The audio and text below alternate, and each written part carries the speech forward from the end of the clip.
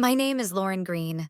I'm 32, and the day I found out my husband Eric had been hiding a $100,000 bonus, I wasn't snooping.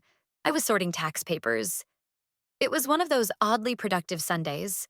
Laundry folded, pantry reorganized, coffee still warm on my desk. We used to pride ourselves on being transparent with money. That was Eric's favorite phrase. Color-coded spreadsheets, quarterly check-ins, or so I thought. The envelope wasn't even hidden, just quietly wedged between our fidelity statements and a flyer for gutter cleaning. Therabis Pharmaceuticals, executive bonus statement, dated January 15th, 2024. I froze. And when I opened it, there it was. 6 figures. Network, no mention. No conversation, no deposit. Just a piece of paper daring me to blink. But I didn't blink. I opened our joint account. Then our savings. Then PayPal. Venmo. Nothing. It wasn't the money that gutted me. It was the silence. The choice. The string of decisions he made. Without me. And that's when the thought landed. If Eric could make big financial decisions behind my back, then so could I. By the time he realized what I'd done, a $480,000 mortgage, under his name with my down payment, was already waiting for him at his office desk. At exactly 10:03 a.m., right before his investor pitch. Stick around, because this isn't a story about divorce. It's a story about paperwork, boundaries, and a man who finally learned what it feels like to lose control. By the way, where are you watching from? Drop it in the comments, while I tell you how one bonus check turned our entire marriage upside down. It had been one of those oddly productive Sundays, the kind where you finish the laundry, reorganize the pantry, and still feel the itch to keep going. So I poured a second cup of coffee, tied my hair into a loose bun, and tackled the growing pile of tax documents scattered across the home office desk. Eric always said, money should never be a secret between us. I used to believe him. We had a system. Joint accounts, color-coded spreadsheets, check-ins every quarter. That was our thing. Total transparency, or so I thought. The bonus notice was wedged between statements from Fidelity and a flyer for gutter cleaning. A thin envelope, official-looking. My eyes skimmed across the header. Therabis Pharmaceuticals, executive bonus statement, dated January 15th, 2024. I froze. My fingers moved on their own, opening the envelope with a precision I didn't know I had. Inside was a single sheet, printed cleanly with company letterhead and Eric's name at the top. The figure on the page stared back at me like it was daring me to blink. $100,000. Net. I flipped the page over. Nothing else? No breakdown? No explanation? No mention of me. I placed the sheet next to the laptop, opened our joint banking portal, and searched for any deposit that even resembled that amount. Nothing. Not in January. Not in February. Not in March. My heart didn't race. It slowed. I tried our secondary account, same results. Then PayPal, Venmo, even our shared savings. Still nothing. I stared at the screen, the cursor blinking like it was tapping its foot, waiting for me to catch up. I opened our household spreadsheet, the one I used to update religiously before we decided to trust the process and hand things over to Eric's financial planner. A clean layout, tabs for groceries, utilities, savings, travel. I created a new tab. Eric. Q1 2024. I started digging. First, his email. He never logged out. The inbox was a quiet maze. Receipts from high-end restaurants, luxury car rentals, a few vague payment confirmations labeled private access. All dated within the last 90 days. Then the credit card statements. I clicked through each PDF, my jaw tightening with every line. Dinner at Le Ciel, $820. Watch repair, $1,300. Helicopter ride? I paused. Yes. A scenic helicopter ride, $2,500, $62,000 gone in 3 months. The rest?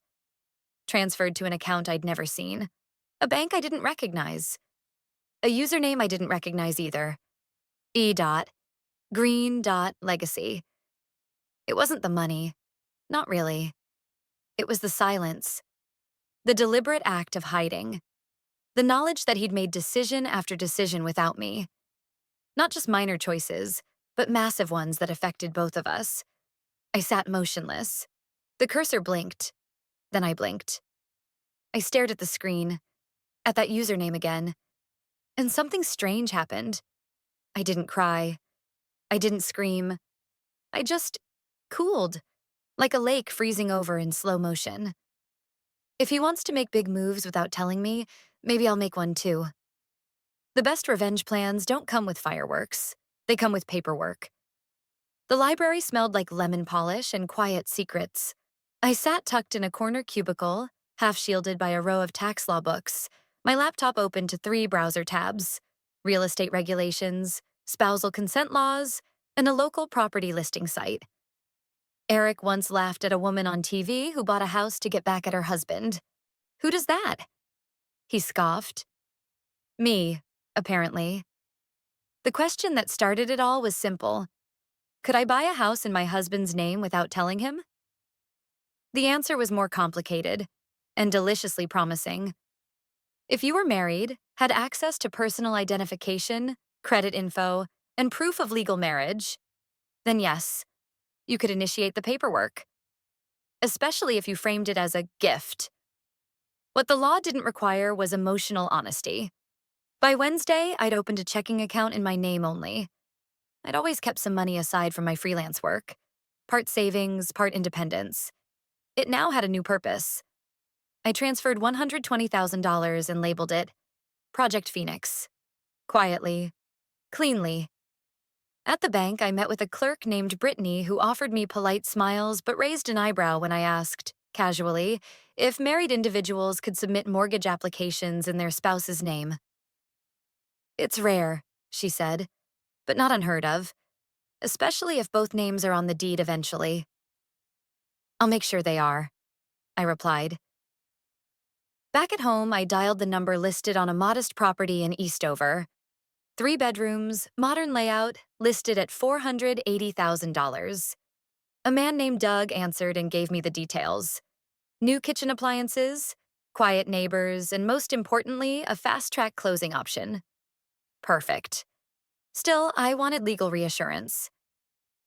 I texted Jillian, my college roommate turned divorce attorney, and asked if she had 20 minutes to review a real estate contract. She called within 5. You're buying a house? She asked, skeptical. I'm investing, I said, choosing my words carefully. Can you check if everything here is legally clean? She did more than check. Jillian rewrote 2 clauses to ensure my name would never appear in the buyer section, only as an authorized spouse facilitating the process. She didn't ask why. Jillian had seen enough husbands in courtrooms to know better than to dig. On Friday, I submitted the mortgage application using Eric's credentials. His spotless credit history sang in all the right keys. The bank didn't question the submission. Not when the income matched, not when the address matched, and not when the email listed was his professional one at Therabis Pharmaceuticals. They approved it within 2 business days. The letter was scheduled to be sent straight to his work inbox, just as I requested. It would look like a surprise reward. A silent thunderclap in his well-manicured world. And then, as if the universe understood timing, I received another email late Sunday night. The closing contract was set to be mailed, printed, signed, and couriered directly to his office. But not just any office. To the boardroom of Therabis Pharmaceuticals, where Eric was preparing a pitch to secure multi-million-dollar funding for his side startup, an ambitious health tech app he'd spent the last 6 months courting investors for. I stared at the screen.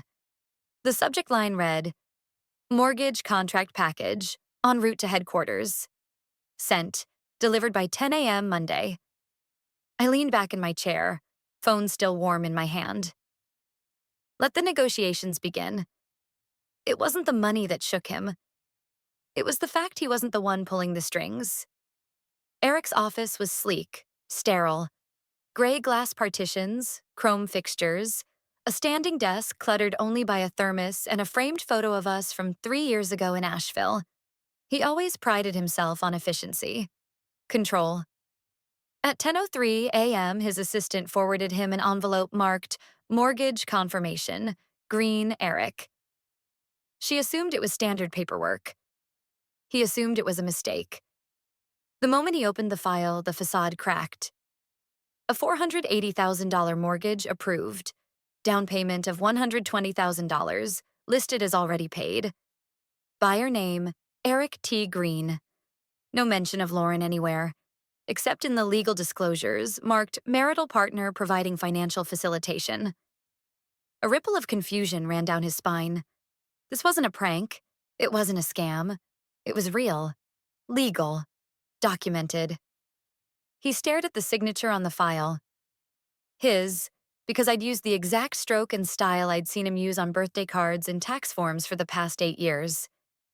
He called me. I picked up on the second ring, already seated in the living room with my phone propped against a stack of design books, waiting. "Lauren, what the hell is this?" he barked. "A mortgage in my name? Are you out of your mind?" I kept my voice level. "It's not fake. I put a down payment on a house. $120,000. My money, in your name." There was a silence that didn't quite sound like disbelief. More like disbelief meeting its match. "You forged my signature?" "No," I corrected. "I signed on your behalf with access and legal authority as your wife. Nothing was forged.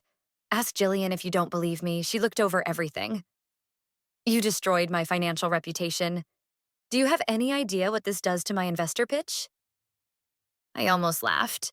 "You mean the same pitch funded by a bonus you hid from me? That investor confidence? The one built on secrets?" He went quiet. Then I leaned in, letting the silence do the work. "It's no different than you destroying my trust," I said. "Also with a signature. No questions asked." By the time he got home that evening, the anger had boiled into confusion, then fear. He stormed into the living room, jacket still on, papers in hand. "You had this planned, didn't you?" "I had options," I replied. "You're the one who made it a plan." "Why would you humiliate me like this?" I looked up at him. "You weren't humiliated. You were exposed. There's a difference." He threw the documents onto the coffee table. "This is insane." I stood, walked over, and slid a folded piece of paper across the table. A handwritten ultimatum. "Here are your choices," I said. "Option 1, you transfer the entire $100,000 bonus to our joint account, and we go to marriage counseling. Option 2, you walk out that door and call a divorce lawyer." He sank into the couch, spine curling in like a question mark. For the first time, he didn't argue, didn't raise his voice. He looked at me, pale and quiet. "How long have you been planning this?" he asked. Lauren replied without blinking. "From the moment you decided I didn't need to know." For once, Eric had no counteroffer, just silence, and a crease in his forehead that said he'd lost control. The lights in the kitchen cast long shadows across the island, where 2 untouched glasses of water sat between us. I didn't offer food. He hadn't earned comfort. We sat across from each other like opposing parties in a ceasefire. Not enemies, not allies, just 2 people who'd stopped pretending.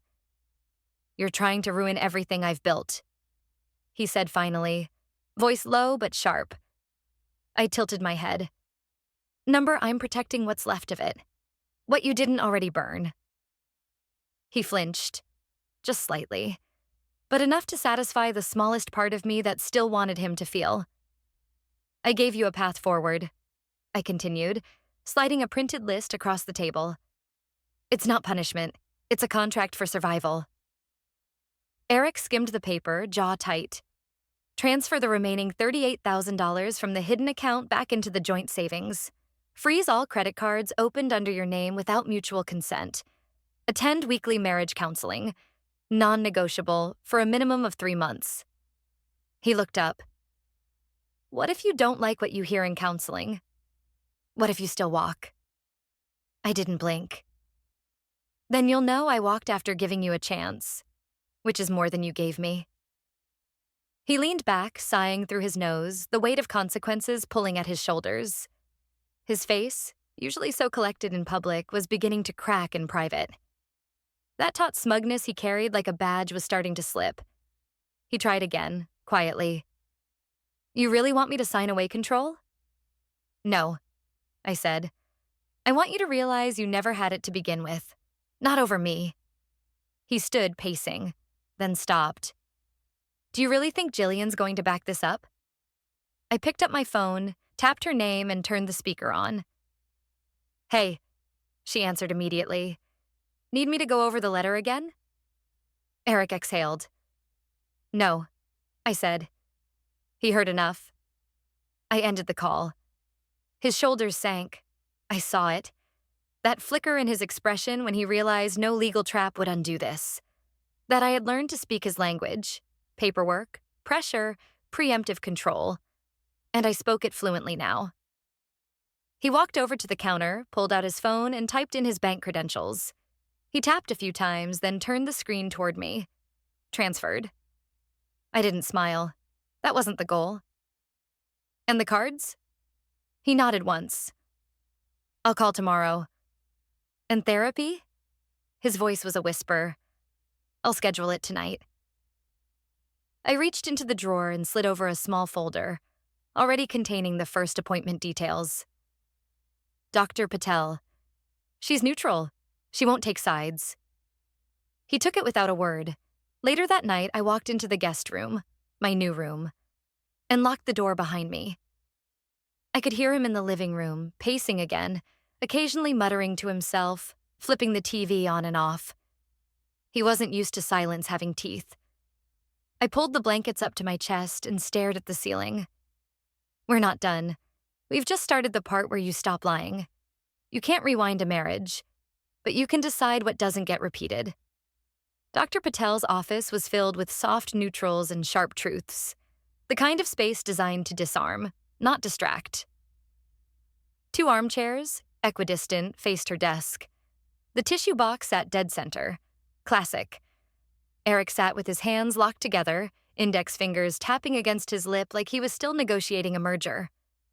I'd seen that posture in countless meetings, only this time he had no slides, no leverage, just silence and the heavy work of being known.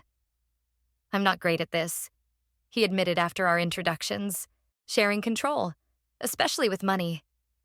I didn't look at him. You were great at hiding it. Dr. Patel didn't flinch. She nodded once.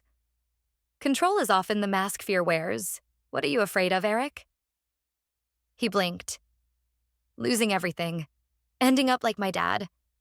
We had nothing. I promised myself that wouldn't be me.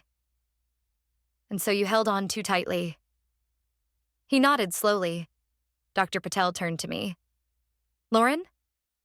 I don't need control, I said, voice steady. I need respect and truth. If we don't have that, there's nothing worth controlling anyway. She asked us to start a spending diary. An odd assignment, but not just about tracking money. Record the transaction, she said, and the emotion behind it.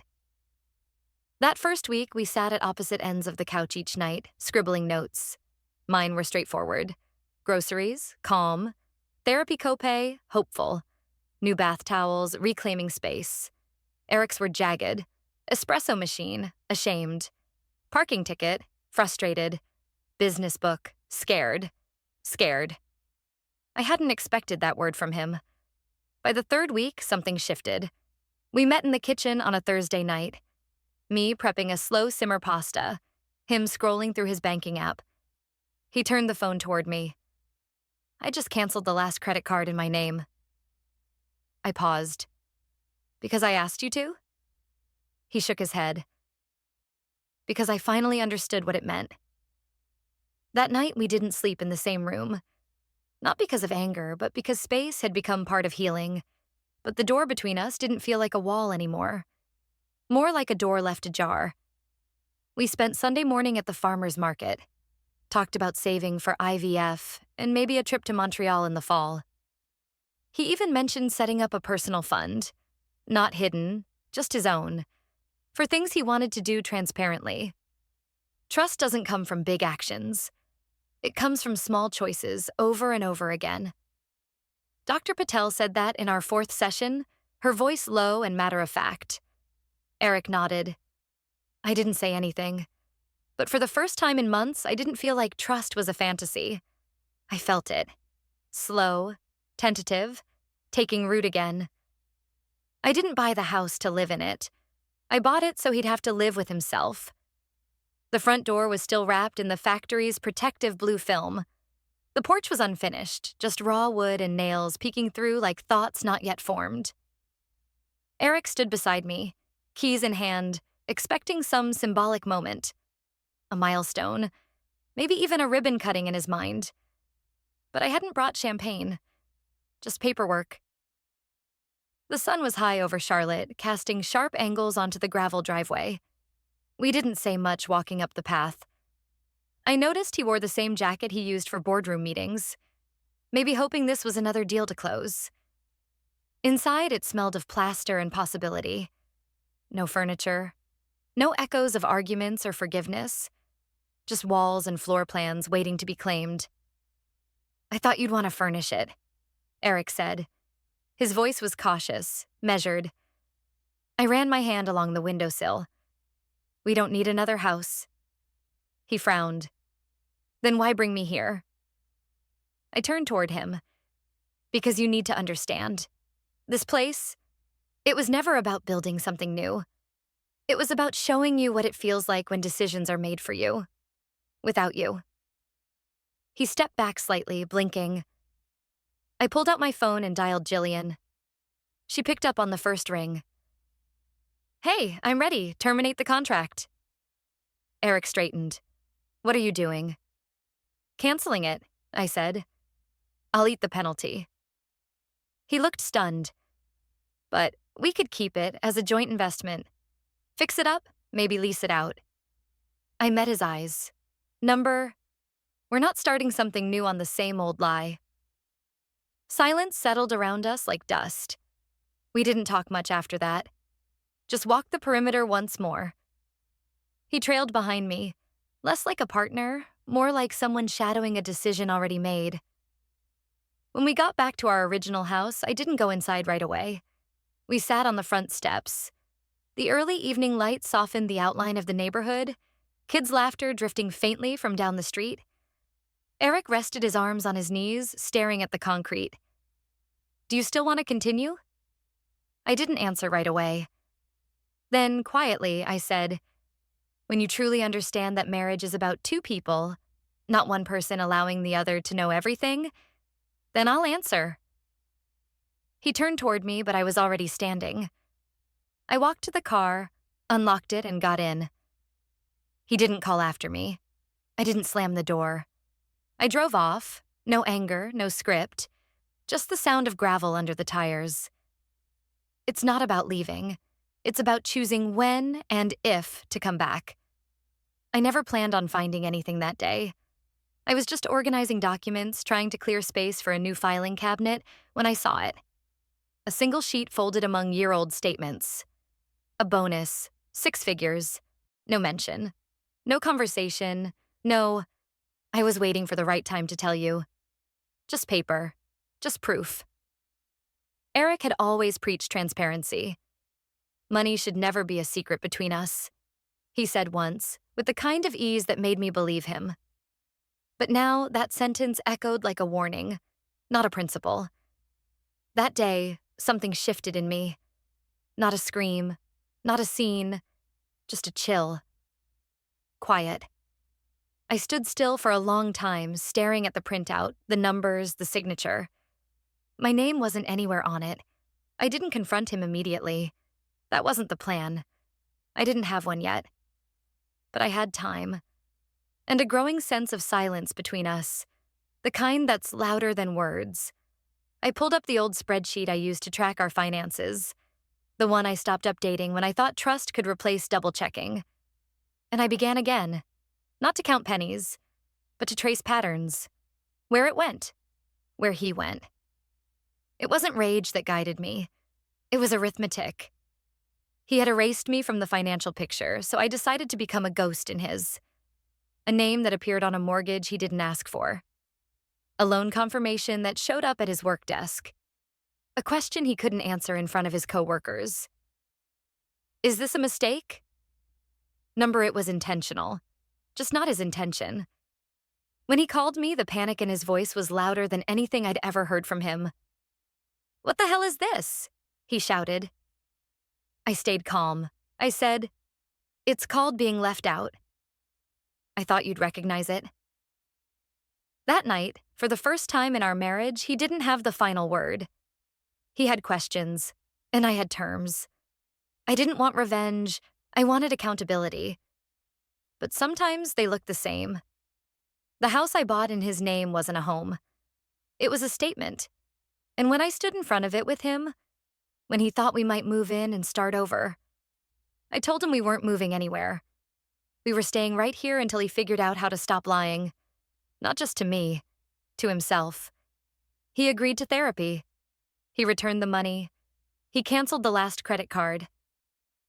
And yes, he cried once.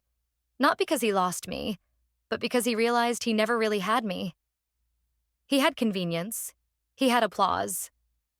But not partnership. Rebuilding wasn't easy. Every counseling session was a new bruise on his ego. Every spending log was a mirror he couldn't look away from. But I kept my boundaries. I didn't move back into the master bedroom. I didn't delete the divorce papers. I didn't pretend forgiveness had a deadline. And when he asked, sitting on the front steps of our old house, if I still wanted to stay married, I didn't say yes. I said, "When you understand that a marriage isn't a stage and I'm not a prop, then maybe we can talk." I meant it. I locked the car that evening, I drove off alone, but I didn't disappear. Because walking away isn't always an ending.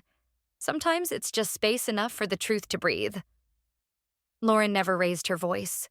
She never slammed a door or aired her grief in front of strangers. But she reclaimed something far louder than anger, her autonomy. When injustice is met with quiet strength and relentless clarity, even the most rehearsed lies lose their stage. Some battles aren't won in courtrooms. They're won in contract clauses, spending logs, and silent stares across a dinner table.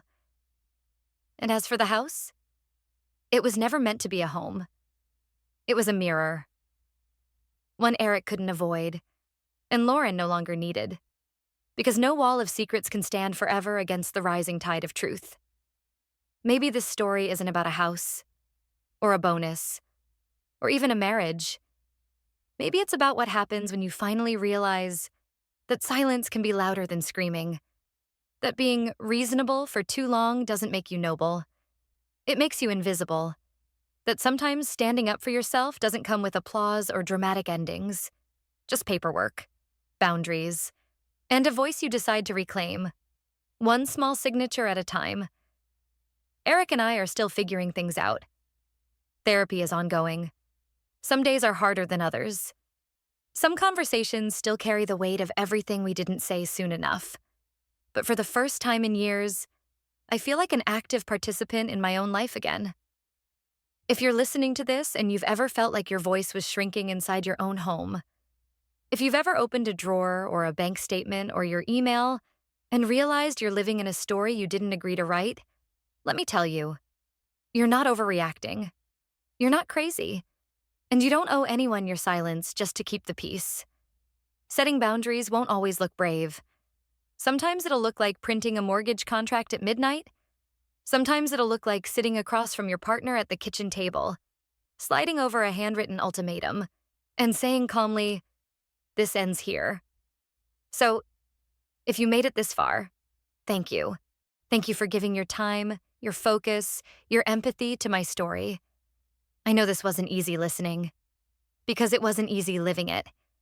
And if any part of this resonated with you, if you've been there, or if you're there right now, please don't leave this video without doing one thing for yourself.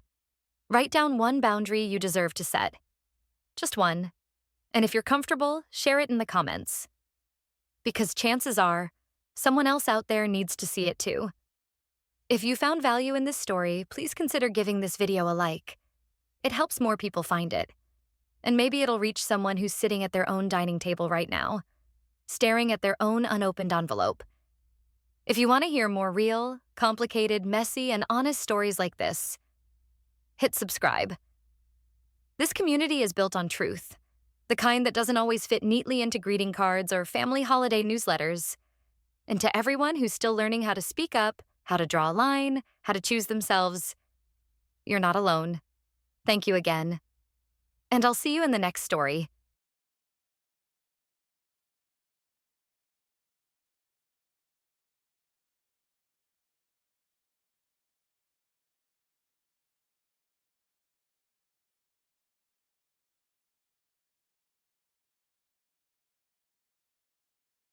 My name is Lauren Green. I'm 32. And the day I found out my husband Eric had been hiding a $100,000 bonus, I wasn't snooping. I was sorting tax papers. It was one of those oddly productive Sundays. Laundry folded, pantry reorganized, coffee still warm on my desk. We used to pride ourselves on being transparent with money. That was Eric's favorite phrase. Color-coded spreadsheets, quarterly check-ins, or so I thought. The envelope wasn't even hidden, just quietly wedged between our fidelity statements and a flyer for gutter cleaning. Therabis Pharmaceuticals, executive bonus statement, dated January 15th, 2024.